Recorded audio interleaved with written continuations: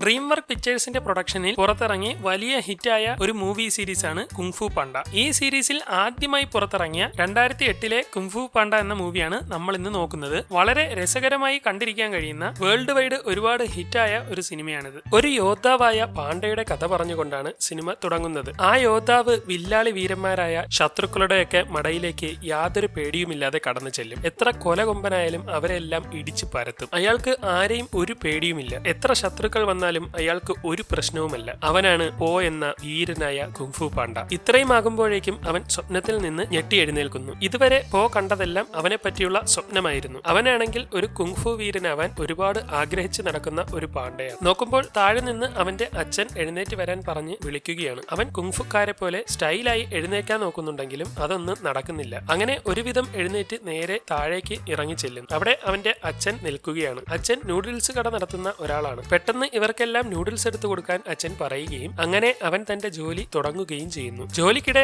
അച്ഛൻ അവനോട് എന്റെ സമയമൊക്കെ കഴിയാറായെന്നും ഇനി ഈ കട നീ ഏറ്റെടുത്ത് നടത്തണമെന്നും ഈ നാട്ടിലെ ഏറ്റവും മികച്ച നൂഡിൽസ് കടയായി നമ്മുടെ ഈ കട നിൽക്കാൻ കാരണം ഞാൻ നൂഡിൽസ് ഉണ്ടാക്കാൻ ഉപയോഗിക്കുന്ന ഒരു സീക്രട്ട് ഇൻഗ്രീഡിയന്റ് ആണെന്നും അത് ഞാൻ നിനക്ക് പറഞ്ഞു തരാൻ സമയമായെന്നും പറയുന്നു. ഇത് കേട്ട് അച്ഛനോട് അപ്പോ ഞാനും നിങ്ങളെപ്പോലെ ഈ കടയിൽ നടത്തി ജീവിക്കണമെന്നാണോ പറയുന്നതെന്ന് ചോദിക്കുമ്പോൾ അതെ, എന്റെ അച്ഛനും അപ്പൂപ്പനും ഒക്കെ ചെയ്തിരുന്ന ജോലിയാണ്, അതിന് നീ നോക്കണമെന്നൊക്കെ അച്ഛൻ പറയുമ്പോൾ ഇതല്ലാതെ മറ്റെന്തെങ്കിലും ചെയ്യണമെന്നാണ് എനിക്ക് ആഗ്രഹമെന്ന് അവൻ പറയുകയും എല്ലാവർക്കും അവർക്ക് പറ്റുന്ന ഓരോ പണികളുണ്ടെന്നും നിന്നെ കൊണ്ട് പറ്റുന്നത് ഇതാണെന്നും പെട്ടെന്ന് ഇതെല്ലാം കൊണ്ടു കൊടുക്കാനും പറയുന്നു. എന്നാൽ അവന് ആ നാട്ടിലെ മലമുകളിലുള്ള ജെയ്ഡ് പാലസിൽ ചേരണമെന്നാണ് ആഗ്രഹം. അവിടെ കുങ്ഫു മാസ്റ്ററായ ഷിഫു ഇരിക്കുകയാണ്. പെട്ടെന്ന് അവിടെയൊക്കെ ഒളിച്ചിരുന്ന ചിലർ അദ്ദേഹത്തിന്റെ നേർക്ക് ചാടി വീഴുകയും എന്നാൽ അവരെല്ലാം അദ്ദേഹം ഇടിച്ച് ഫൈറ്റ് ചെയ്ത് നിൽക്കുകയും ചെയ്യുന്നു. യഥാർത്ഥത്തിൽ അവരെല്ലാം അയാളുടെ ശിഷ്യന്മാരാണ്, അവർക്ക് പ്രാക്ടീസ് കൊടുത്തതാണ്. ഇതിനിടെ ഒരാൾ അവിടെ വന്ന് നിങ്ങളെ മഹാഗുരു ഉഗ്വെ വിളിക്കുന്നുവെന്ന് പറയുകയും ഇത് കേട്ട് അവരുടെ എല്ലാം ഏറ്റവും വലിയ ഗുരുവായ ഉഗ്വയുടെ അടുത്തേക്ക് ഷിഫു ചെല്ലുകയും ചെയ്യുന്നു. ഉഗ്വെ എന്ന് പറയുന്നത് അവിടുത്തെ ഏറ്റവും വലിയ സീനിയർ കുങ്ഫു മാസ്റ്ററാണ്. എന്നെ എന്തിനാണ് വിളിപ്പിച്ചതെന്ന് ഷിഫു ചോദിക്കുമ്പോൾ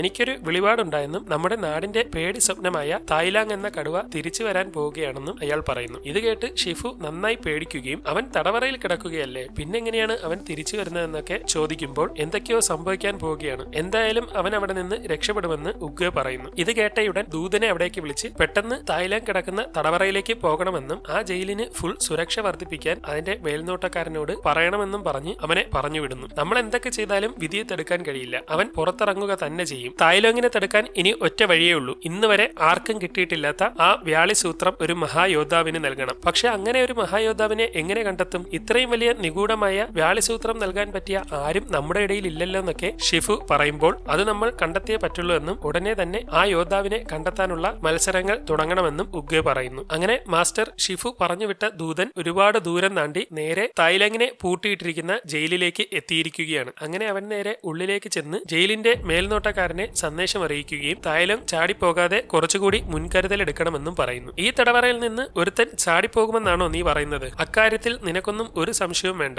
എത്ര കൊലകൊമ്പനായാലും ഇവിടുന്ന് രക്ഷപ്പെടാൻ കഴിയില്ല. നീ എന്റെ കൂടെ വാ, ഞാൻ കാണിച്ചു തരാമെന്ന് പറഞ്ഞുകൊണ്ട് അവനെ തായ്ലാങ്ങിനെ കാണിക്കാനായി കൊണ്ടുപോകുന്നു. ഇതിന്റെ ഏറ്റവും താഴെയാണ് തായ്ലാങ്ങിനെ പൂട്ടിയിട്ടിരിക്കുന്നതെന്ന് പറയുന്നതിനിടെ അവന്റെ ദേഹത്തുള്ള ഒരു തൂവലിളകി നേരെ താഴേക്ക് പോയിരിക്കുകയാണ്. അങ്ങനെ അവിടെ നിന്ന് തായ്ലാങ്ങിനെ കാണിക്കാനായി നേരെ മുന്നോട്ട് പോകുന്നു. അവിടെ വലിയ സുരക്ഷയിലാണ് എല്ലാം ചെയ്തു വെച്ചിരിക്കുന്നത്. അങ്ങനെ അവർ ഒരു ലിഫ്റ്റിൽ നിന്ന് നേരെ ഏറ്റവും താഴെ തായ്ലാങ് കിടക്കുന്ന സ്ഥലത്തേക്ക് ചെല്ലുകയും ലിഫ്റ്റ് തുറന്ന് തായ്ലാങ്ങിനെ കാണിക്കുകയും ചെയ്യുന്നു. അയാളെ അവിടെ പൂട്ടിയിട്ടിരിക്കുകയാണ്. അങ്ങനെ അവർ നേരെ തായ്ലാങ്ങിന്റെ അടുത്തേക്ക് ചെല്ലുന്നു. ചുറ്റും അമ്പും വില്ലും ഒക്കെ ആയിട്ട് കാവൽക്കാർ നിൽക്കുന്നുണ്ട്. ഇവിടുന്ന് ഒരു കാരണവശാലും അവന് രക്ഷപ്പെടാൻ കഴിയില്ല. അവനെ ഈ തോടിനുള്ളിലാണ് തളച്ചിട്ടിരിക്കുന്നത്. പ്രത്യേക താക്കോലില്ലാതെ ഇതൊന്നും ഇളക്കി അവന് രക്ഷപ്പെടാൻ കഴിയില്ല. ഇനി എത്ര വലിയ ശക്തനെന്ന് പറഞ്ഞാലും ഇവന് ഇവിടെ നിന്ന് ഒന്നും ചെയ്യാൻ കഴിയില്ലെന്നൊക്കെ കുറെ ഡയലോഗ് അടിച്ച ശേഷം അവർ രണ്ടുപേരും അവിടെ നിന്ന് തിരിച്ചു നടക്കുന്നു. ഈ സമയം മുകളിൽ നിന്ന് നേരെ അവന്റെ തൂവൽ അവിടെ എത്തുകയും ഇതോടെ തായ്ലാങ് എഴുന്നേറ്റ് ആ തൂവൽ ഒളിപ്പിച്ചു വെക്കുകയും ചെയ്യുന്നു. ഈ സമയം പോ എല്ലാവർക്കും നൂഡിൽസ് വിളമ്പിക്കൊണ്ടിരിക്കുകയാണ്. ഇതിനിടെ കുങ്ഫു പാലസിൽ നിന്ന് ചിലർ വന്ന് അവിടെ ഒരു അറിയിപ്പ് ഒട്ടിച്ചിട്ട് പോകുന്നു. അവൻ ചെന്ന് അത് നോക്കിയ ശേഷം ഇന്ന് പാലസിൽ വലിയ പരിപാടികൾ ഉണ്ടെന്നും എല്ലാവരും പെട്ടെന്ന് അങ്ങോട്ട് പൊക്കോ, മഹായോദ്ധാവിനെ തെരഞ്ഞെടുക്കുന്ന ദിവസമാണെന്നൊക്കെ പറഞ്ഞ് എല്ലാവരെയും പറഞ്ഞു വിട്ട് അവനും പോകാൻ നോക്കുമ്പോൾ അച്ഛൻ അവിടേക്ക് വന്ന് എങ്ങോട്ടാടാ പോകുന്നതെന്ന് ചോദിക്കുന്നു. പാലസിലേക്കാണെന്ന് പറയുമ്പോൾ ഇന്ന് ഇതും കൂടെ കൊണ്ടുപോക്കോ, നാട്ടിലുള്ള എല്ലാവരും ഇന്ന് അവിടെ കാണും, അവിടെ പോയി നൂഡിൽസ് വിൽക്കാൻ അവനോട് പറയുന്നു. അങ്ങനെ അവൻ മനസ്സില്ലാ മനസ്സോടെ അതും പിടിച്ച് പാലസിലേക്ക് പോകാൻ ശ്രമിക്കുന്നു. എന്നാൽ അതും വലിച്ചുകൊണ്ട് അവന് കയറാൻ ഭയങ്കര ബുദ്ധിമുട്ടുണ്ട്. ഒരുപാട് ഉയരത്തിലാണ് കുങ്ഫു പാലസ് ഉള്ളത്. അവിടെയാണെങ്കിൽ മഹായോദ്ധാവിനെ തെരഞ്ഞെടുക്കാൻ പോകുന്നതിന്റെ വലിയ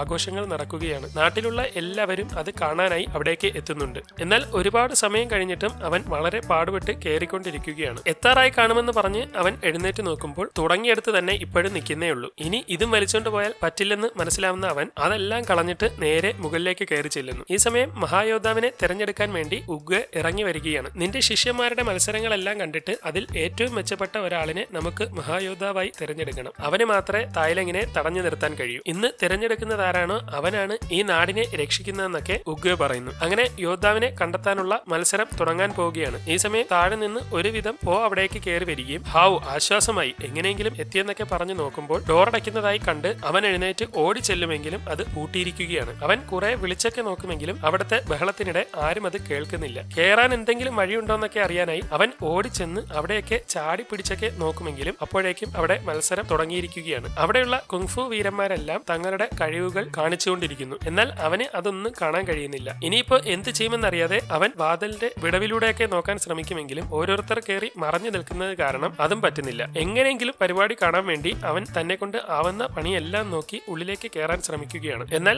ഏതൊക്കെ വേലത്തരങ്ങൾ കാണിച്ചിട്ടും ഒരു രക്ഷയുമില്ല. അവസാനത്തെ പ്രയോഗം എന്ന രീതിയിൽ അവൻ മരം വളച്ച് ഉള്ളിലേക്ക് കയറാൻ ശ്രമിക്കുമെങ്കിലും അപ്പോഴും പുറത്തേക്ക് പോകുന്നു. ഇത്തവണ അവൻ വീണത് കുറച്ച് പടക്കങ്ങളുടെ ഇടയിലാണ്. പെട്ടെന്ന് അവന് ആ പടക്കങ്ങൾ വെച്ച് ഒരു ഐഡിയ തോന്നുന്നു. ഈ സമയം അവിടെയാണെങ്കിൽ പരിപാടികളെല്ലാം കഴിഞ്ഞ് ഉഗ്വെ മഹായോദ്ധാവായ ഒരു ഡ്രാഗൺ വാരിയറിനെ തെരഞ്ഞെടുക്കാൻ തയ്യാറായി ആ 5 പേരുടെയും അടുത്തേക്ക് വരികയാണ്. ആരെയാണ് ഡ്രാഗൺ വാരിയറായി എടുക്കുന്നതെന്നറിയാതെ എല്ലാവരും ആകാംക്ഷയോടെ നിൽക്കുന്നു. ഈ സമയം വെളിയിലാണെങ്കിൽ ഒരു കസേരയിൽ പടക്കങ്ങളൊക്കെ സെറ്റ് ചെയ്ത് വെച്ച് അതിൽ കയറിയിരുന്ന് തീ കൊടുക്കാൻ ശ്രമിക്കുന്നതിനിടെ അവന്റെ അച്ഛൻ അവിടേക്ക് കയറി വരികയും മോനെ നീ എന്താണ് ഈ കാണിക്കുന്നത്? നൂഡിൽസ് വിൽക്കാൻ പറഞ്ഞിട്ട് എന്ത് ചെയ്യുവാന്നൊക്കെ ചോദിക്കുമ്പോൾ എനിക്ക് ആരാണ് ഡ്രാഗൺ വാരിയർ എന്ന് കണ്ടേ പറ്റുള്ളൂ. എനിക്ക് നൂഡിൽസുമായി നടക്കുന്നതൊന്നും ഇഷ്ടമേ അല്ല. കുങ്ഫു ആണ് എന്റെ ഇഷ്ടമെന്ന് പറഞ്ഞുകൊണ്ട് അവൻ മുകളിലേക്ക് പറക്കാനായി തയ്യാറായി ഇരിക്കുമെങ്കിലും യാതൊന്നും സംഭവിക്കാതെ അവൻ മറിഞ്ഞു വീണിരിക്കുകയാണ്. ഇതോടെ ആകെ നിരാശനായി ഇരിക്കുന്നതിനിടെ പെട്ടെന്ന് അത് കത്തി അവൻ മുന്നോട്ട് നീങ്ങുകയും ഭിത്തിയിലൊക്കെ ഇടിച്ചിടിച്ച് മുകളിലേക്ക് വളരെ വേഗത്തിൽ പറന്നുപോയി മൊത്തം പൊട്ടിത്തെറിച്ച് ഒടുവിൽ കസാരയൊന്നുമില്ലാതെ നേരെ താഴേക്ക് ചെന്ന് അവരുടെ ഇടയിൽ വീഴുന്നു. പിന്നീട് അവൻ പതിയെ കണ്ണു തുറന്നു നോക്കുമ്പോൾ ഉഗ്വെ അവന് നേർക്ക് ചൂണ്ടിക്കൊണ്ട് നിൽക്കുകയാണ്. സോറി ഞാൻ മാറിത്തരാമെന്ന് പറഞ്ഞ് അവൻ എഴുന്നേൽക്കുമ്പോൾ നിങ്ങൾ എന്റെ നേർക്കല്ലേ ചൂണ്ടിയെന്ന് പുറകിൽ നിൽക്കുന്ന കടുവ ചോദിക്കുമെങ്കിലും അല്ല, നിന്നെ തന്നെയാണ് ചൂണ്ടിയത്, നീ തന്നെയാണ് ഡ്രാഗൺ വാരിയർ എന്ന് പറഞ്ഞ് അവനെ എടുത്ത് കാണിക്കുകയും ഇത് കണ്ട് അവിടെയുള്ളവരുടെ എല്ലാം കിളി പോകുമെങ്കിലും അപ്പോഴേക്കും ഡ്രാഗൺ വാരിയറിനെ തെരഞ്ഞെടുത്തതിന്റെ ആഘോഷങ്ങളൊക്കെ തുടങ്ങുകയും എല്ലാവരും വന്ന് അവനെ പല്ലക്കിൽ കയറ്റിയെടുത്ത് കഷ്ടപ്പെട്ട് തൂക്കിയെടുത്ത് കൊണ്ടുപോവുകയും ഒക്കെ ചെയ്യും. ഇത് കണ്ട് മാസ്റ്റർ ഷിഫു ഓടി അവിടേക്ക് വരികയും നിങ്ങൾ കടുവയുടെ നേരെ ചൂണ്ടിയപ്പോ ഇവൻ വന്ന് വീണതല്ലേ, ഈ പൊണ്ണത്തടിയനെ വെച്ച് എങ്ങനെയാണ് തായ്ലങ്ങിനെ തോപ്പിക്കാൻ കഴിയുന്നത്? ഇതൊരു അബദ്ധം പറ്റിയതല്ലേ എന്നൊക്കെ ചോദിക്കുമ്പോൾ അല്ല, അവൻ തന്നെയാണ് ഡ്രാഗൺ വാരിയർ എന്ന് ഉഗ്വെ പറയുന്നു. ഇതോടെ ഷിഫുവിന്റെ കിളി പോയി നിൽക്കുകയാണ്. ഞങ്ങളോട് ക്ഷമിക്കാനൊക്കെ പറഞ്ഞ് മറ്റ് ശിഷ്യന്മാർ വരുമ്പോൾ അതൊന്നും വേണ്ട, നാളെ നേരം വെളുക്കുന്നതിന് മുമ്പ് ഇവനെ ഞാൻ ഇവിടുന്ന് ചാടിച്ചിരിക്കുമെന്നൊക്കെ അയാൾ പറയുന്നു. അപ്പോഴേക്കും പോയിരുന്ന പല്ലൊക്കെ ഒടിഞ്ഞു വീണിരിക്കുകയാണ്. ഇതോടെ തടിയന്മാരായ മറ്റുള്ളവർ വന്ന് അവനെ തൂക്കിയെടുത്ത് പിന്നെയും കൊണ്ടുപോകും. അങ്ങനെ അവൻ നേരെ പാലസിന്റെ ഉള്ളിലേക്ക് എത്തിയ ശേഷം ഇതെന്തൊക്കെയാണ് സംഭവിക്കുന്നതെന്നൊക്കെ മനസ്സിലാവാതെ നിൽക്കുകയാണ്. അവൻ നോക്കുമ്പോൾ കുങ്ഫുക്കാരുടെ ഒരു പ്രത്യേക സ്ഥലമാണ് അവിടെ. അതൊക്കെ കണ്ട് ആശ്ചര്യത്തോടെ ചെന്ന് നോക്കുമ്പോൾ കുങ്ഫുവിന്റെ ചരിത്രത്തിൽ നടന്നിട്ടുള്ള പ്രധാനപ്പെട്ട പല സംഭവങ്ങളും മഹാന്മാർ ഉപയോഗിച്ചിട്ടുള്ള വാളുകളും ഒക്കെ അവിടെ ഇരിക്കുകയാണ്. അതൊക്കെ നോക്കുന്നതിനിടെ അവിടെ ഒരു കുടം കാണുകയും ഇതല്ലേ കുങ്ഫു യോദ്ധാക്കൾ ജീവിക്കുന്ന കുടം, ഒരുപാട് പടയാളികളുടെ ആത്മാക്കൾ ഇതിനുള്ളിൽ വസിക്കുന്നുണ്ടെന്നാണ് പ്രമാണം എന്നൊക്കെ അവൻ പറഞ്ഞുകൊണ്ടിരിക്കുന്നതിനിടെ ഷിഫു അവിടേക്ക് വരികയും അയാളെ കണ്ട് പെട്ടെന്ന് പേടിച്ച് അവന്റെ കൈ തട്ടി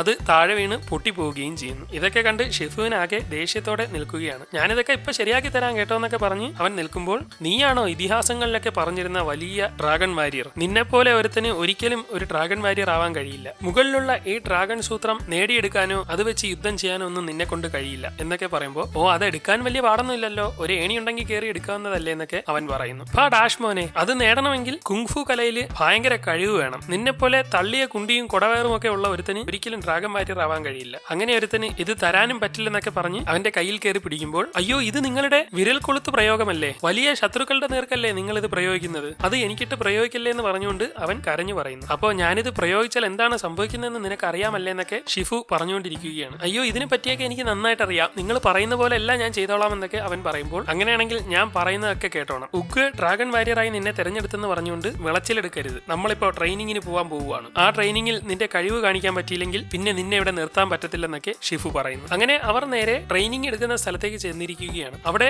മറ്റുള്ളവരൊക്കെ ആണെങ്കിൽ കിടിലമായ രീതിയിൽ ട്രെയിനിങ് ചെയ്തുകൊണ്ടിരിക്കും. ഇവിടെയാണ് നീ ട്രെയിനിങ് എടുക്കേണ്ടത്, ഇവിടെ നിന്റെ കഴിവ് കാണിക്കാൻ പറ്റിയില്ലെങ്കിൽ നീ ഡ്രാഗൺ വാരിയർ അല്ലെന്ന് ഉഗ്വയ്ക്ക് പറയേണ്ടി വരുമെന്നൊക്കെ ഷിഫു പറയുന്നു. അങ്ങനെ എല്ലാവരും നോക്കി നിൽക്കെ അവൻ ട്രെയിനിങ് സെക്ഷനിലേക്ക് ഇറങ്ങിയിരിക്കുകയാണ്. എന്നാൽ അവിടെ അവിടെ അവനെ കൊണ്ട് ഒട്ടും പറ്റുന്നില്ല. എല്ലാ സാധനത്തിൽ നിന്നുമുള്ള അടിയൊക്കെ അവൻ തുരുതുരെ വാങ്ങിക്കൂട്ടുകയാണ്. ഒടുവിൽ എല്ലാ ട്രെയിനിങ്ങും കഴിഞ്ഞ് ആകെ പഞ്ചറായി അവൻ അവരുടെ അടുത്തേക്ക് തിരിച്ചെത്തുന്നു. അങ്ങനെ അന്ന് രാത്രി എല്ലാവരും കിടക്കാനായി റൂമിലേക്ക് പോവുകയാണ്. ഇവനെപ്പോലെ ഒരുത്തനെ എന്ത് കണ്ടിട്ടാണോ എന്തോ ഡ്രാഗൺ വാരിയറായി തെരഞ്ഞെടുത്തത്. ഒന്നുമില്ലെങ്കിലും സ്വന്തം കാലിന്റെ വിരലിലെങ്കിലും തൊടാൻ പറ്റുന്ന ഒരുത്തനെ എടുത്താൽ മതിയായിരുന്നു, കാലിന്റെ വിരലിൽ കാണാനെങ്കിലും പറ്റുന്ന ഒരുത്തൻ മതിയായിരുന്നു എന്നൊക്കെ അവർ പറഞ്ഞുകൊണ്ട് പോവുകയാണ്. അവർ പറഞ്ഞതെല്ലാം കേട്ട് പോക്ക് ആകെ വിഷമമാവുകയും അവൻ കാലിന്റെ വിരൽ നോക്കാൻ ശ്രമിക്കുകയും ഒക്കെ ചെയ്യുന്നു. അങ്ങനെ അന്ന് ആരോരും അറിയാതെ അവൻ തന്റെ റൂമിലേക്ക് ഉറങ്ങാൻ പോവുകയാണ്. പെട്ടെന്ന് അബദ്ധത്തിൽ അവൻ അറിയാതെ മറ്റൊരാളുടെ റൂമിലേക്ക് വീണു പോകുന്നു. സോറി എന്നോട് ക്ഷമിക്കണം, ഞാൻ അബദ്ധത്തിൽ കയറിപ്പോയതാ, നിങ്ങൾ ഇതുവരെയും ഉറങ്ങിയില്ലെന്ന് അവൻ ചോദിക്കുമ്പോൾ, ഓ എനിക്ക് ഉറക്കം വരുന്നില്ല, ഇന്ന് മഹായോദ്ധാവായി നിങ്ങളെ തെരഞ്ഞെടുത്തത് കാരണം എനിക്ക് നല്ല വിഷമമുണ്ട്, നിങ്ങൾ എവിടെന്ന് ഒന്ന് പോയിരുന്നെങ്കിൽ എനിക്ക് കുറച്ചു നേരം ഒറ്റയ്ക്കിരിക്കാമായിരുന്നു എന്നൊക്കെ ആ പക്ഷി പറയുമ്പോൾ, ശരി ആയിക്കോട്ടെ ഞാൻ പോകുന്നു എന്ന് പറഞ്ഞ് അവൻ പുറത്തിറങ്ങുന്നു. ശേഷം മുന്നോട്ട് നടക്കുന്നതിനിടെ പെട്ടെന്ന് കടുവ റൂം തുറന്ന് പുറത്തേക്ക് വരികയും ഞാൻ ഡിസ്റ്റർബ് ചെയ്തതിൽ ക്ഷമിക്കണമെന്നൊക്കെ പറയുമ്പോൾ, നീ കൊട്ടാരത്തിൽ കഴിയാൻ യോഗ്യത ഉള്ളവനെയല്ല, കുങ്ഫുവിന് തന്നെ അപമാനമാണ്, നീ മര്യാദയ്ക്ക് നാളെ തന്നെ നീ ഇവിടം വിട്ട് പോയിരിക്കണമെന്നുമൊക്കെ കടുവ അവനോട് പറയും. ഇതോടെ അവന് ആകെ വിഷമമാവുകയും അന്ന് രാത്രി ഒറ്റയ്ക്ക് ദിവ്യമരത്തിന്റെ അടുത്ത് നിന്ന് താഴേക്ക് നോക്കി നിൽക്കുകയും ചെയ്യുന്നു. പെട്ടെന്ന് ഉഗ് അവന്റെ അടുത്തേക്ക് വരികയും, നീ എന്തോ കാര്യത്തിന് വിഷമിച്ച് നിൽക്കുകയാണല്ലോ എന്ന് അവനോട് ചോദിക്കുമ്പോൾ, അതെ എനിക്ക് വിഷമമുണ്ട്, കുങ്ഫു ചരിത്രത്തിൽ തന്നെ എന്നെ പോലെ നാണം കെടേണ്ടി വന്ന ഒരാളുണ്ടാവില്ല, ഇവിടെയുള്ളവർക്കൊന്നും എന്നെ ഒട്ടും ഇഷ്ടമല്ല, അവരെ പോലെ എനിക്ക് പ്രത്യേക കഴിവുകളോ നഖങ്ങളോ ചിറകുകളോ ഒന്നുമില്ല, ഒന്നിനും കൊള്ളാത്ത വെറും ഒരു തടിയൻ മാത്രം, അങ്ങനത്തെ എന്നെയാണ് ഡ്രാഗൺ വാരിയറായി നിങ്ങൾ തെരഞ്ഞെടുത്തത്, നൂഡിൽസ് ഉണ്ടാക്കുന്ന പണി മാത്രമേ എന്നെ കൊണ്ട് പറ്റുള്ളൂ എന്നൊക്കെ അവൻ പറയുമ്പോൾ, മോനെ നീ ഒറ്റ കാര്യം ഓർത്താൽ മതി, ഇന്നലകളെല്ലാം കഴിഞ്ഞുപോയി, നാളെ എന്താണെന്ന് ആർക്കും അറിയില്ല, എന്നാൽ ഇപ്പോഴുള്ള സമയങ്ങൾ നമുക്ക് കിട്ടിയിരിക്കുന്ന ഒരു സമ്മാനമാണ്, അതുകൊണ്ടാണ് അതിനെ നമ്മൾ പ്രസന്റ് എന്ന് വിളിക്കുന്നത്, അതുകൊണ്ട് നിനക്ക് ഇപ്പോൾ എന്ത് ചെയ്യാൻ കഴിയുമെന്ന് മാത്രം ആലോചിച്ചാൽ മതി എന്നൊക്കെ ഉഗ്വെ പറയുന്നു. ഉഗ്വെ പറഞ്ഞത് അവന്റെ മനസ്സിനെ വല്ലാതെ പിടിച്ച് കുലുക്കിയിരിക്കുകയാണ്. അങ്ങനെ പിറ്റേന്ന് രാവിലെ ആയിരിക്കുകയാണ്. മാസ്റ്റർ ഷിഫു നേരെ ശിഷ്യന്മാരെ കാണാൻ ചെല്ലുമ്പോൾ അവരെല്ലാം റൂമിൽ നിന്ന് വെളിയിലേക്ക് വരുന്നു, എന്നാൽ പാണ്ഡ മാത്രം പുറത്തേക്ക് വന്നിട്ടില്ല. ഇതോടെ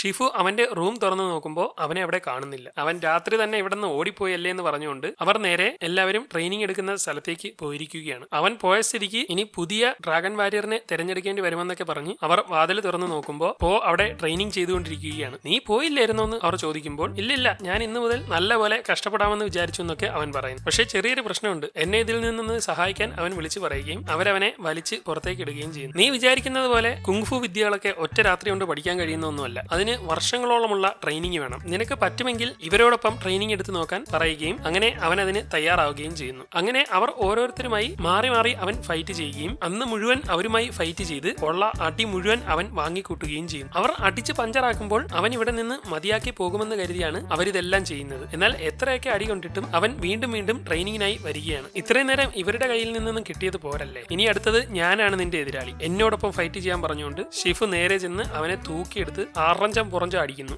കുറെ നേരം അടികൊണ്ട ശേഷം നിനക്ക് മതിയായോ എന്ന് ചോദിക്കുമ്പോൾ, എത്ര കിട്ടിയാലും ഞാൻ കുങ്ഫുവിൽ നിന്ന് പിൻവാങ്ങില്ലെന്നൊക്കെ അവൻ പറയുകയും ഇതോടെ അവർ അവനെ അടിച്ച് അവിടെ നിന്ന് ദൂരേക്ക് തെറിപ്പിച്ച് കളയുകയും ചെയ്യുന്നു. പിന്നീട് കാണിക്കുന്നത് തായ്ലങ്ങിനെയാണ്. അവൻ കയ്യിൽ കെട്ടിയ മറ്റേ തൂവൽ ഉപയോഗിച്ച് ദേഹത്തുള്ള പൂട്ടിന്റെ പാറ്റേൺ അഴിച്ചെടുക്കുകയും ലോക്ക് മുഴുവൻ പൊട്ടിക്കുകയും ചെയ്യുന്നു. ശേഷം തന്റെ കയ്യിലുള്ള ചങ്ങല എങ്ങനെയെങ്കിലും പൊട്ടിക്കാൻ ശ്രമിക്കുകയാണ്. അത് താഴെയുള്ള വലിയ ഒരു കല്ലിലാണ് കെട്ടിയിരിക്കുന്നത്. ഇത് മുകളിലുള്ളവരെല്ലാം കാണുകയും അപ്പോൾ തന്നെ എല്ലാവരും അലർട്ട് ആവുകയും ചെയ്യുന്നു. ഉടൻ തന്നെ അവർ വലിയ അമ്പുകൾ അവന്റെ നേർക്ക് അടിച്ചു വിടുമെങ്കിലും അതിൽ നിന്നെല്ലാം അവൻ രക്ഷപ്പെടുകയും ഒരെണ്ണം വിടുന്നത് നേരെ അവന്റെ കയ്യിലുള്ള പൂട്ടിൽ കൊണ്ട് ലോക്ക് അഴിയുകയും ചെയ്യുന്നു. ഇതോടെ അവൻ മറ്റേ കൈയും അഴിച്ച് എടുക്കുകയും തായ്ലങ് മോചിതനായെന്ന് പറഞ്ഞുകൊണ്ട് ഷിഫുവിന്റെ ദൂതൻ ഓടാൻ ശ്രമിക്കുമ്പോൾ, നീ എങ്ങും പോകണ്ട, അവൻ ഇവിടുന്ന് രക്ഷപ്പെടാൻ കഴിയില്ലെന്നൊക്കെ പറയും. അപ്പോഴേക്കും അവർ വീണ്ടും അമ്പടിച്ചു വിടുകയും അത് അവൻ പിടിച്ച് തിരിച്ചടിച്ച് ആ യന്ത്രം തകർക്കുകയും ചെയ്യും. അപ്പോഴേക്കും തായ്ലങ്ങിന്റെ അടുത്തേക്ക് പോകുന്ന ലിഫ്റ്റ് അവർ മുകളിലേക്ക് വലിച്ചിരിക്കുകയാണ്. അതില്ലാതെ അവന് മുകളിലേക്ക് കയറാൻ കഴിയില്ല. എന്നാൽ അവൻ അവിടുള്ള അമ്പുകളെല്ലാം അടിച്ച് നേരെ ഭിത്തികളിലേക്ക് തറപ്പിക്കുകയും അതിൽ ചവിട്ടി ചാടി ലിഫ്റ്റിനടുത്തേക്ക് പോകുന്നത് കണ്ട് അവർ മുകളിൽ നിന്ന് തുരുതുരെ അമ്പ് വിടുകയും എല്ലാ അമ്പും കൂടെ വരുന്നത് കണ്ട് തായ്ലങ് നേരെ ലിഫ്റ്റിന്റെ അടിയിലേക്ക് കയറി അതിൽ നിന്ന് രക്ഷപ്പെടുന്നു. ഇത് കണ്ട് അവർ ആ ലിഫ്റ്റ് തന്നെ മുറിച്ച് താഴേക്ക് അങ്ങ് വിടുന്നു. ഇതോടെ അവൻ ചത്തുവെന്ന് പറഞ്ഞ് അവർ ഇരിക്കുമെങ്കിലും അവൻ മുകളിലേക്ക് വന്ന് അവന്മാരെയൊക്കെ അടിച്ച് ലിഫ്റ്റിന്റെ ചങ്ങലയിൽ പിടിച്ച് തൂങ്ങിയാടി മുകളിലേക്ക് കയറുകയും അവിടെയുള്ളവരെല്ലാം അടിച്ച് പറത്തി തൂഫാനാക്കിക്കൊണ്ട് മുകളിലേക്ക് കയറി ചെന്ന് വരുന്ന ഗാർഡുകളെല്ലാം ഇടിച്ച് പഞ്ചറാക്കിക്കൊണ്ടിരിക്കുന്നു. അങ്ങനെ കയറി കയറി ഏറ്റവും മുകളിൽ എത്തിയിരിക്കുകയാണ്. അവിടെ വെച്ച് ഷിഫുവിന്റെ ദൂതനെ അവൻ കാണുന്നു. നമ്മൾ ശരിക്കും തീർന്നു എന്നൊക്കെ അവൻ പറഞ്ഞുകൊണ്ടിരിക്കുമ്പോൾ അതിന് ഞാൻ സമ്മതിക്കത്തില്ലെന്ന് പറഞ്ഞുകൊണ്ട് അവർ അപ്പോൾ തന്നെ മുകളിലേക്ക് തീയുള്ള അമ്പ് അടിച്ചു വിടുകയും അവിടെ വെച്ചിരിക്കുന്ന എക്സ്പ്ലോസീവ് എല്ലാം പൊട്ടി കല്ലുകളെല്ലാം ഇടിഞ്ഞു വീഴാൻ തുടങ്ങുകയും ചെയ്യും. ഇതോടെ അവൻ നിൽക്കുന്ന പാലം പൊളിഞ്ഞുകൊണ്ടിരിക്കുമെങ്കിലും അവൻ അതിലൂടെ കുട്ടികളും എല്ലാം ഓടിച്ചാടി അവരുടെ അടുത്തേക്ക് എത്തുമെങ്കിലും പിടികിട്ടാതെ നേരെ താഴേക്ക് പോകുന്നു. എന്നാൽ അവൻ താഴേക്ക് പോകുന്ന കല്ലുകളിൽ ചവിട്ടി തന്നെ മുകളിലേക്ക് വരികയും അവിടെ പടക്കം കത്തിക്കൊണ്ടിരുന്ന ഒരു കല്ലിലേക്ക്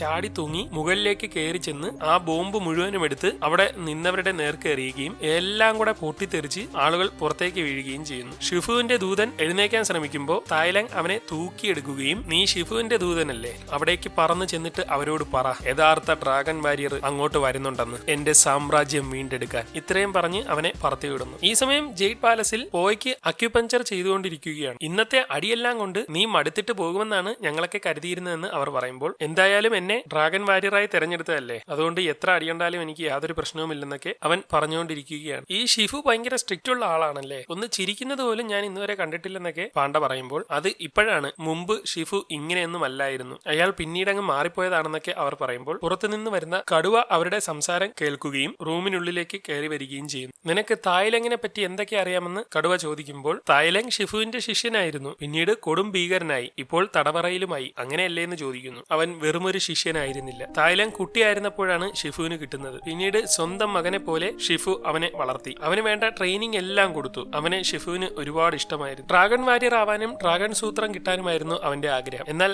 അവൻ അതിന് യോഗ്യനല്ലെന്ന് ഉഗ്വയ്ക്ക് തോന്നുകയും അത് നിഷേധിക്കുകയും ചെയ്തു. ഇതോടെ കലിപൂണ്ട അവൻ താഴ്വാരം മുഴുവൻ തകർത്ത് തരിപ്പണമാക്കി. ഒടുവിൽ ആ വ്യാളി സൂത്രം അടിച്ചു മാറ്റാൻ ശ്രമിച്ചു. അത് തടയാൻ ഷിഫു ശ്രമിച്ചെങ്കിലും വളർത്തിയ കുട്ടിയായതുകൊണ്ട് ഷിഫുവിന് അതിന് കഴിഞ്ഞില്ല. എന്നാൽ സൂത്രമെടുക്കാൻ സമ്മതിക്കാതെ പ്രത്യേക കഴിവ് ഉപയോഗിച്ച് ഉഗ്വ അവനെ കീഴ്പ്പെടുത്തി. അതിനുശേഷമാണ് അവൻ ജയിലിലായത്. അതിനുശേഷമാണ് നമ്മളൊക്കെ ഷിഫുവിന്റെ അടുത്ത് വന്നത്. എന്നാൽ തായ്ലങ്ങിനെ സ്നേഹിച്ചതുപോലെ വേറെ ആരെയും അദ്ദേഹം സ്നേഹിച്ചിട്ടില്ല. എന്നാൽ ഇപ്പോ മഹാദേവതാവായ ഒരാളിനെ പരിശീലിപ്പിക്കാനുള്ള അവസരം അദ്ദേഹത്തിന് കിട്ടി. എന്നാൽ കിട്ടിയതാണെങ്കിൽ നിന്നെ പോലെ കുങ്ഫുവിനെ തമാശയായി കാണുന്ന ഒരു പൊണ്ണത്തടിയനെ. ഈ സമയം ധ്യാനത്തിലിരിക്കുന്ന ഷിഫുവിന്റെ അടുത്തേക്ക് ദൂതൻ എത്തുകയും പോയിട്ട് എന്തൊക്കെയുണ്ട് വിശേഷമെന്ന് ചോദിക്കുമ്പോൾ അവൻ കാര്യം പറയുകയും ചെയ്യും. ഇതോടെ ഷിഫു ഉഗ്വയുടെ അടുത്തേക്ക് ഓടി ചെല്ലുകയും നിങ്ങൾ കണ്ട വെളിപാട് ശരിയായിരിക്കുന്നുവെന്നും തായ്ലങ് രക്ഷപ്പെട്ടിരിക്കുകയാണെന്നുമൊക്കെ പറയുന്നു. കുഴപ്പമില്ല, നമ്മളുടെ കയ്യിൽ ഒരു ഡ്രാഗൺ വാരിയർ ഇല്ലേ, അവന് നമ്മളെല്ലാം രക്ഷപ്പെടുത്താൻ കഴിയുമെന്ന് പറയുമ്പോൾ ആ പൊണ്ണത്തടിയൻ പാണ്ഡയെ കൊണ്ട് അതിനൊന്നും കഴിയില്ല, അവൻ ഇവിടേക്ക് വന്നത് തന്നെ ഒരു മിസ്റ്റേക്ക് ആണെന്നൊക്കെ പറയുമ്പോൾ മിസ്റ്റേക്ക് എന്ന് പറയുന്ന ഒരു സാധനം തന്നെ ഇല്ല. ആരൊക്കെ എന്തൊക്കെ ചെയ്താലും തായ്ലങ്ങിനെ തടയാൻ അവനെ കൊണ്ട് മാത്രമേ പറ്റൂ. നിനക്കിപ്പോഴും അവനെ വിശ്വാസമില്ലാത്തത് കൊണ്ടാണ്. ഈ മരത്തിലേക്കൊന്ന് നോക്ക്, ഇതൊരു ബദാം മരമാണ്. ഇതിൽ ആപ്പിളോ ഓറഞ്ചോ പിടിക്കണമെന്ന് നമ്മൾ ആഗ്രഹിച്ചിട്ട് ഒരു കാര്യമില്ല. ബദാം പിടിക്കണമെന്ന് ആഗ്രഹിക്കുക, അതിനുവേണ്ടി കാത്തിരിക്കുക, സമയമാവുമ്പോ അത് തന്നെ നടക്കും. അതുപോലെയാണ് ആ പാണ്ഡെ. പക്ഷെ ഒന്നിനും കൊള്ളാത്തവൻ എങ്ങനെയാണ് ഫൈറ്റ് ചെയ്യുന്നതെന്ന് ചോദിക്കുമ്പോൾ, ഒരു ബദാം നട്ടാലും നമ്മൾ അതിലേക്ക് വെള്ളവും വളവും ഒക്കെ കൊടുത്ത് വളർത്തണം, എങ്കിലേ പ്രയോജനമുള്ളൂ. അതുപോലെ നീ അവന് വേണ്ടത് നൽകിയാൽ മതി. ഇനി മുതൽ നീയാണ് നമ്മുടെ പാലസ് കൈകാര്യം ചെയ്യേണ്ടത്. എന്റെ കാലം കഴിഞ്ഞു, ഇനിയെല്ലാം നിന്റെ കയ്യിലാണെന്നൊക്കെ പറയുമ്പോൾ, അങ്ങ് എങ്ങോട്ട് പോവുക, എന്നെ വിട്ട് പോവല്ലേ എന്നൊക്കെ ഷിഫു പറയുമെങ്കിലും നീ ആ പാണ്ഡയെ വിശ്വസിക്കണമെന്ന് പറഞ്ഞുകൊണ്ട് അയാൾ അവിടെ നിന്ന് ഇല്ലാതായി പോകുന്നു. ഈ സമയം പാണ്ഡ ആഹാരമൊക്കെ ഉണ്ടാക്കി എല്ലാവർക്കും കൊണ്ടു കൊടുത്തിരിക്കുകയാണ്. അവരെല്ലാം അത് കുടിച്ചു നോക്കിയിട്ട് ഇത് സൂപ്പർ ആയിട്ടുണ്ട്, നിനക്ക് ഇങ്ങനെയൊക്കെ പാചകം ചെയ്യാൻ അറിയാമോ എന്നൊക്കെ ചോദിക്കുന്നു. അങ്ങനെ ആഹാരം കഴിക്കുന്നതിനിടെ അവൻ ഷിഫുവിനെ പോലെ മീശയൊക്കെ വെച്ച് ഷിഫുവിനെ കളിയാക്കിക്കൊണ്ട് ചെവിയൊക്കെ വെച്ച് ഓരോന്ന് കാണിച്ചുകൊണ്ടിരിക്കുകയാണ്. എന്നാൽ പെട്ടെന്ന് ഷിഫു അവിടേക്ക് വരികയും അവർ ആകെ ഞെട്ടി നിൽക്കുകയും ചെയ്യും. തായ്ലങ് തടവറയിൽ നിന്ന് രക്ഷപ്പെട്ടിരിക്കുകയാണ്. വ്യാളി സൂത്രം എടുക്കാനാണ് അവന്റെ ഉദ്ദേശം. അവനെ തടയാൻ പാണ്ഡയ്ക്ക് മാത്രമേ കഴിയുള്ളൂ എന്നൊക്കെ പറയുമ്പോൾ,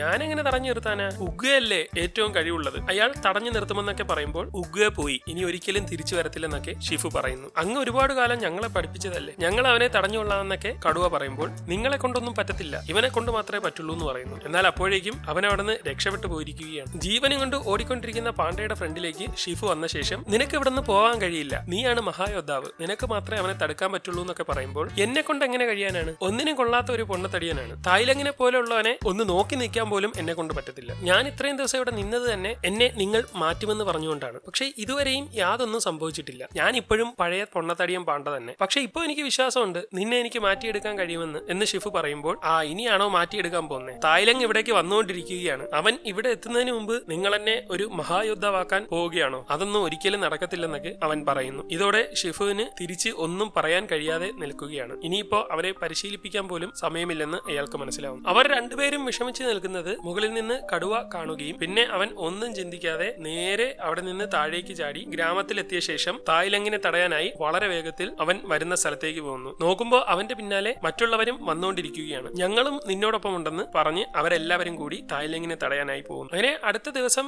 രാവിലെ ആയിരിക്കുകയാണ്. ഫുഡ് കഴിക്കുന്ന സ്ഥലത്ത് എന്തോ ശബ്ദം കേട്ട് ഷിഫു ചെന്ന് നോക്കുമ്പോൾ പാണ്ഡ എന്തൊക്കെയോ അടിച്ചു മാറ്റി കഴിക്കുന്നു. ഗുരു നോക്കുമ്പോൾ ഒരുപാട് ഉയരത്തിലും എടുക്കാൻ പാടുള്ളതുമായിട്ടുള്ള എല്ലാ എല്ലാ സാധനങ്ങളും അവൻ തിന്നിരിക്കുകയാണ്. ഇത് കാണുന്ന ഗുരുവിന് ഒരു ഐഡിയ തോന്നുകയും മേലത്തെ അറയിൽ ബദാം ബിസ്ക്കറ്റ് ഒളിപ്പിച്ചിട്ടുണ്ടെന്നും അതൊന്നും എടുത്ത് തിന്നേക്കല്ലേ എന്നും പറഞ്ഞിട്ട് അയാൾ അവിടെ നിന്ന് മാറി അവൻ ചെയ്യുന്നത് എന്താണെന്ന് കാണാനായി ഒളിച്ചു നിൽക്കുന്നു. ശേഷം ചെന്ന് നോക്കുമ്പോൾ അവൻ അതിന്റെ മുകളിൽ കയറിയിരുന്ന് അതെടുത്ത് തിന്നുകൊണ്ടിരിക്കുകയാണ്. ഷിഫുവിനെ കണ്ട് അവൻ ഞെട്ടിയ ശേഷം എന്നോട് ക്ഷമിക്കണമെന്നൊക്കെ പറയുമ്പോൾ, നീ എങ്ങനെയാണ് മേലെ കയറിയത്? ഇപ്പൊ നിനക്ക് കാല് നന്നായി വിടർത്തി വെച്ച് ഇരിക്കാനും കഴിയുന്നുണ്ടല്ലോ എന്ന് പറയുന്നതിനിടെ അവൻ നേരെ താഴേക്ക് വീഴുകയും ഇതോടെ ഫുഡ് ഉപയോഗിച്ച് അവനെ ട്രെയിനിങ് ചെയ്യാൻ കഴിയുമെന്ന് ഷിഫുവിന് മനസ്സിലാവുകയും ചെയ്യുന്നു. അങ്ങനെ അന്ന് അവനെയും കൊണ്ട് ഷിഫു ആ മലയുടെ ഏറ്റവും മുകളിൽ ഒരു സ്ഥലത്തേക്ക് പോവുകയാണ്. അങ്ങനെ ഏറ്റവും മുകളിലെത്തി പാണ്ഡ ആകെ തളർന്ന് ഊപ്പാട് വന്ന് നിൽക്കുകയാണ്. ഇതേതാണ് സ്ഥലമെന്ന് നിനക്ക് മനസ്സിലായോ? ഇതാണ് എല്ലാ കുങ്ഫു വീരന്മാരും പിറന്ന കുങ്ഫുവിന്റെ ജന്മസ്ഥലം എന്നൊക്കെ ഷിഫു പറയുകയും അപ്പോഴാണ് ഷിഫു പഠിച്ചു തുടങ്ങിയതും ഉഗ്ഗയെ പഠിപ്പിച്ചതുമൊക്കെ ഇവിടെയാണെന്ന് അവന് മനസ്സിലാവുന്നത്. അങ്ങനെ അന്നവർ ട്രെയിനിങ്ങിന് വേണ്ടി തയ്യാറായിരിക്കുകയാണ്. മറ്റുള്ളവരെ പോലെ നിന്നെ ട്രെയിനിങ് ചെയ്യാൻ എനിക്ക് കഴിയില്ല, അതുകൊണ്ട്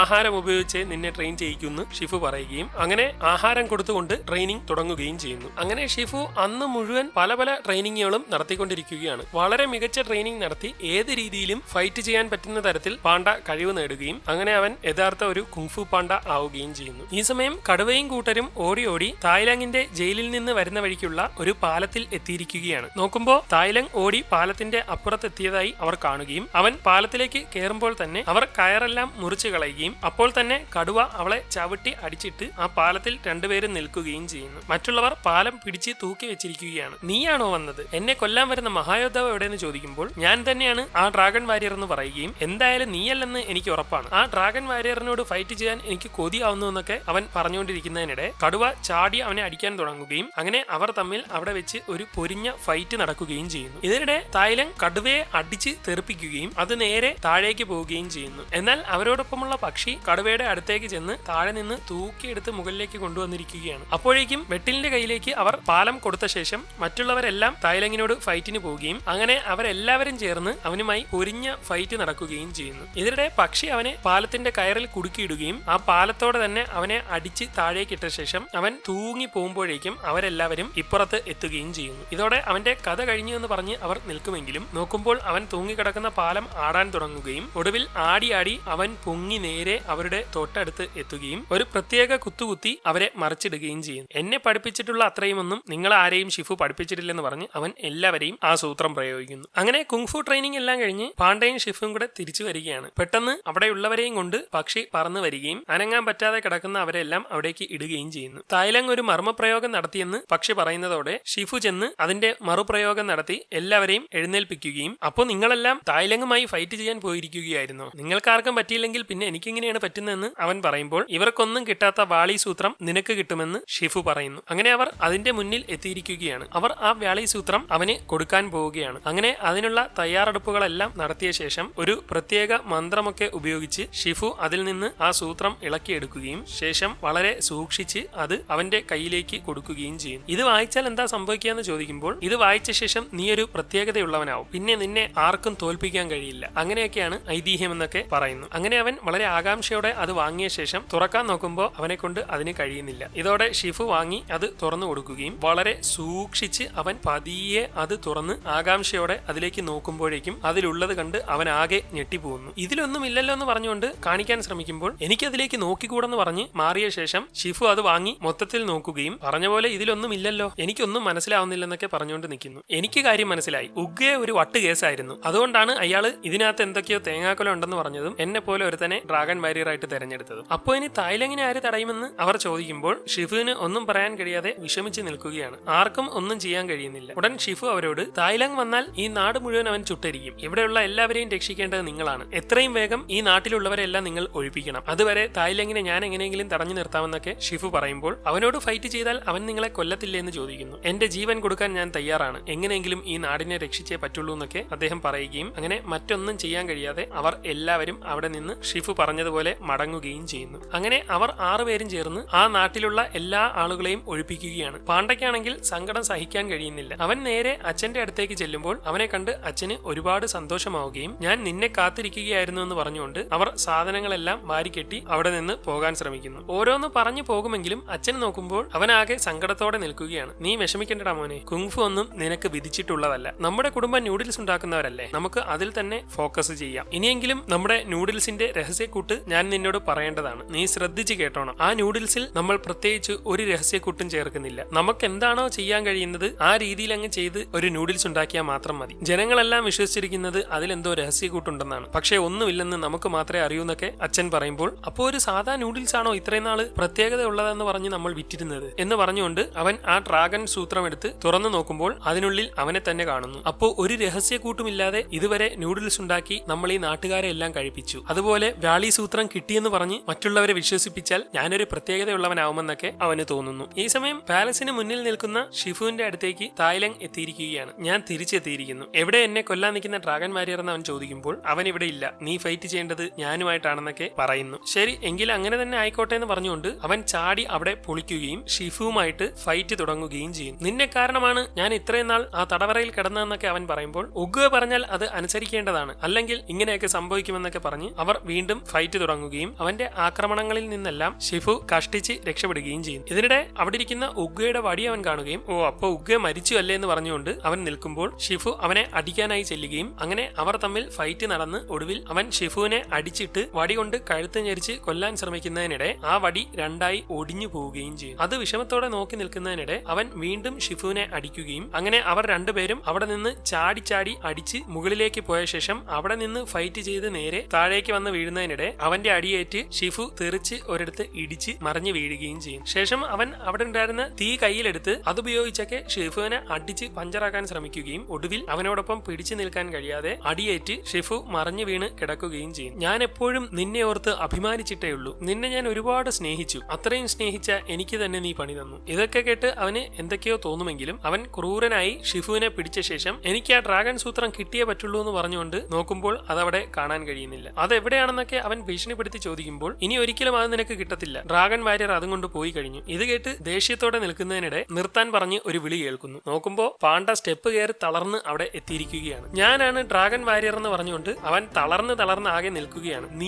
നീയാണോ ഡ്രാഗൺ വാരിയർ എന്നൊക്കെ ചോദിച്ചുകൊണ്ടിരിക്കുമ്പോൾ, എന്നെ കണ്ടിട്ട് തോന്നുന്നില്ലെന്ന് പറഞ്ഞ് അവൻ വ്യാളി സൂത്രം എടുക്കുമ്പോഴേക്കും ഇടിച്ച് പഞ്ചറാക്കി അത് തായ്ലങ് എടുക്കുമെങ്കിലും അതുപോലെ ഒരു തിരിച്ചിടി ഇടിച്ച് അവൻ വീണ്ടും അത് തിരിച്ചു മേടിക്കും. ഇതോടെ അവൻ ദേഷ്യത്തോടെ വീണ്ടും ഫൈറ്റിനായി വരികയും അങ്ങനെ അവിടെ വെച്ച് അവർ തമ്മിലുള്ള ഫൈറ്റ് തുടങ്ങുകയും ചെയ്യുന്നു. അവിടെ നിന്ന് താഴേക്ക് വീണ് അവർ തമ്മിൽ പൊരിഞ്ഞ ഫൈറ്റ് നടന്നുകൊണ്ടിരിക്കുകയാണ്. വീഴുന്നതിനിടെ അവന്റെ ചന്തിയൊക്കെ മുഖത്ത് വന്ന് വീണ് തായ്ലങ്ങിന്റെ ഊപ്പാട് വരുന്നുണ്ട്. അങ്ങനെ താഴെ എത്തിയ ശേഷം ഡ്രാഗൺ സൂത്രം കൊടുക്കാതെ പാണ്ഡ ഫൈറ്റ് ചെയ്യുകയാണ്. ഇതിനിടെ അവനൊരു മുളങ്കാട്ടിലേക്ക് വീഴുകയും അവൻ മുളയും കൊണ്ട് പുറത്തേക്ക് വന്ന ശേഷം നേരെ അവന്റെ അടുത്തേക്ക് ചെന്ന് അവന് ഡ്രാഗൺ സൂത്രം കൊടുക്കാതെ അതുപയോഗിച്ച് ഫൈറ്റ് ചെയ്ത് നിൽക്കുകയും ഇതിനിടെ പാണ്ഡ അതിൽ നിന്ന് താഴേക്ക് വീഴുകയും ആ സൂത്രം തെറിച്ചു പോവുകയും ചെയ്യും. അതെടുക്കാൻ അവൻ ഓടുന്നതിനിടെ പാണ്ഡ വീഴുന്നത് കുറച്ച് പടക്കങ്ങളുടെ ഇടയിലേക്കാണ്. ഇതോടെ അവൻ അതിൽ കയറി പറന്നു വന്ന് അവനെ അടിച്ച് തെറിപ്പിച്ച് സൂത്രം കയ്യിലാക്കുമെങ്കിലും ഒരിടത്ത് ഇടിച്ച് തെറിച്ചു പോവുകയും സൂത്രം നേരെ മുകളിൽ ചെന്ന് വീഴുകയും ചെയ്യും. അപ്പോഴേക്കും അതെടുക്കാനായി മറ്റവൻ ഓടി വരികയാണ്. എന്നാൽ പാണ്ഡ അപ്പോഴേക്കും അതൊരു ഫുഡാണെന്നുള്ള തരത്തിൽ ആലോചിക്കുകയും അതിനായി മുകളിലേക്ക്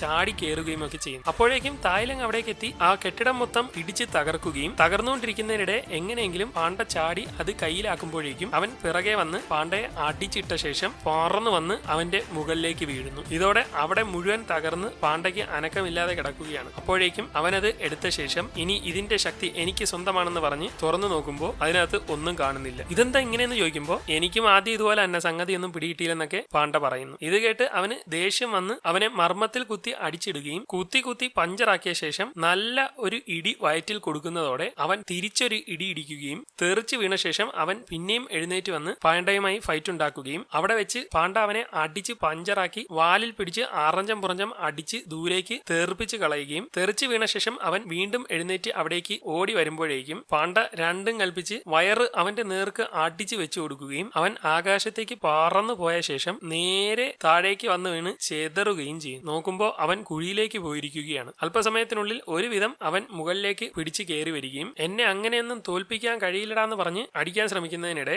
ഷിഫുവിന്റെ മറ്റേ പിടുത്തം പിടിച്ച ശേഷം ഞാനിത് പ്രയോഗിക്കാൻ പോവുകയാണെന്ന് പറയും. ഷിഫു ഈ സൂത്രം നിന്നെ പഠിപ്പിച്ചോന്ന് അവൻ ചോദിക്കുന്നതിനിടെ പാണ്ഡ അത് പ്രയോഗിക്കുകയും അവിടെ മുഴുവൻ ഒരു പ്രത്യേക സംഗതി സംഭവിച്ച് അത് എല്ലാവരും കാണുകയും ചെയ്യും. ഇതോടെ അവരെല്ലാവരും തിരിച്ച് അതെന്താണെന്നറിയാൻ നാട്ടിലേക്ക് എത്തിയിരിക്കുകയാണ്. നോക്കുമ്പോൾ ദൂരെ നിന്ന് ഒരു പ്രത്യേക രൂപമുള്ള ആൾ അവിടേക്ക് വരുന്നു. പോയാണ് യുദ്ധത്തിൽ വിജയിച്ച് അവിടേക്ക് എത്തിയിരിക്കുന്നത്. ഇത് കണ്ട് എല്ലാവർക്കും വളരെയേറെ സന്തോഷമാവുകയും അവരവനെ പൊക്കിയെടുത്ത് ആഘോഷിക്കുകയും ഒക്കെ ചെയ്യുന്നു. ഇത് കണ്ട് സന്തോഷത്തോടെ അവന്റെ അച്ഛൻ അവിടേക്ക് വന്ന് ഇതെന്റെ മോനാണെന്ന് പറഞ്ഞുകൊണ്ട് അവർ രണ്ടുപേരും ഓടി വന്ന് കെട്ടിപ്പിടിക്കുന്നു. അപ്പോഴേക്കും കുങ്ഫുവിലെ മറ്റുള്ളവർ അവിടേക്ക് വരികയും ഇനി മുതൽ നിങ്ങളാണ് ഞങ്ങളുടെ ഗുരു എന്ന് അവർ പാണ്ഡയോട് പറയുകയും ചെയ്യും. അപ്പോഴാണ് ഷിഫുവിന്റെ കാര്യം അവൻ ഓർക്കുന്നത്. ഇതോടെ അവൻ അവിടെ നിന്ന് ഓടി നേരെ സ്റ്റെപ്പുകളെല്ലാം വലിഞ്ഞു കയറി പാലസിലേക്ക് എത്തുകയും അവിടെ കിടക്കുന്ന ഷിഫുവിനെ കണ്ട് അടുത്തേക്ക് ചെല്ലുമ്പോൾ നീ ജീവനോടെ ഉള്ളതാണോ അതോ നമ്മൾ രണ്ടുപേരും ചത്തുപോയതാണോ എന്ന് ഷിഫു ചോദിക്കുകയും ഞാൻ തായ്ലങ്ങിനെ പരാജയപ്പെടുത്തിയെന്ന് അവൻ പറയുകയും ചെയ്യുന്നു. അപ്പോ ഉഗ്ഗെ പറഞ്ഞതുപോലെ തന്നെ സംഭവിച്ചു. നീ തന്നെയാണ് യഥാർത്ഥ ഡ്രാഗൺ വാരിയർ. ഒടുവിൽ ഈ നാടിന് മൊത്തം നീ ശാന്തി നൽകി. നീയാണ് ഈ താഴ്വാരത്തിന്റെ രക്ഷകനെന്നൊക്കെ പറഞ്ഞുകൊണ്ട് ഷിഫു കണ്ണടയ്ക്കുന്നു. അയ്യോ ഗുരുവെ മരിക്കല്ലേ എന്ന് പറഞ്ഞുകൊണ്ട് അവൻ കരയാൻ തുടങ്ങുമ്പോൾ ഡാ പൊട്ടാ ഞാൻ ചത്തിട്ടില്ല, ഇത്തിരി നേരം ഒന്ന് ഉറങ്ങിക്കോട്ടെ എന്ന് പറയുന്നു. ഓ അങ്ങനെയാണല്ലേ, എന്നാ പിന്നെ നടക്കട്ടെ എന്ന് പറഞ്ഞ് അവനും കൂടെ അവിടെ കിടക്കുകയും ഇതോടെ സിനിമ അവസാനിക്കുകയും ചെയ്യും. 2008 പുറത്തിറങ്ങിയ ഈ സിനിമ വൻ വിജയമായതോടെ ഇതിനുശേഷം ഇതിന്റെ 2ാം പാർട്ടും 3ാം പാർട്ടും 4ാം പാർട്ടും ഇറങ്ങുകയുണ്ടായി. അതോടൊപ്പം വെബ് സീരീസ്, ഷോർട്ട് ഫിലിം എന്നിവയെല്ലാം കുങ്ഫു പാണ്ടയെ ആസ്പദമാക്കി ഇറങ്ങിയിട്ടുണ്ട്.